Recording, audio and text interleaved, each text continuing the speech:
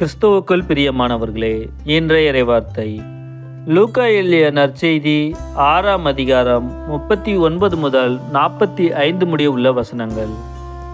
அக்காலத்தில் இயேசு தம் சீடர்களுக்கு உவமையாக கூறியது: பார்வையற்ற ஒருவர் பார்வையற்ற வேறொருவருக்கு வழிகாட்ட இயலுமா? இருவரும் குழியில் விழுவர் அல்லவா? சீடர் குருவை விட மேலானவர் அல்ல. ஆனால் தேர்ச்சி பெற்ற எவரும் தம் குருவை போல் இருப்பர்.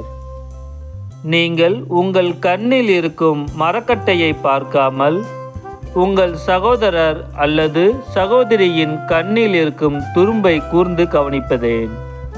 உங்கள் கண்ணில் இருக்கும் மரக்கட்டையே நீங்கள் பார்க்காமல் இருந்து கொண்டு உங்கள் சகோதரர் அல்லது சகோதரியிடம் உம் கண்ணில் இருக்கும் துரும்பை எடுக்கட்டுமா என்று எப்படி கேட்க முடியும்? வெளிவேடக்காரரே, முதலில் உங்கள் கண்ணில் இருக்கும் மரக்கட்டையை எடுத்து எறியுங்கள்.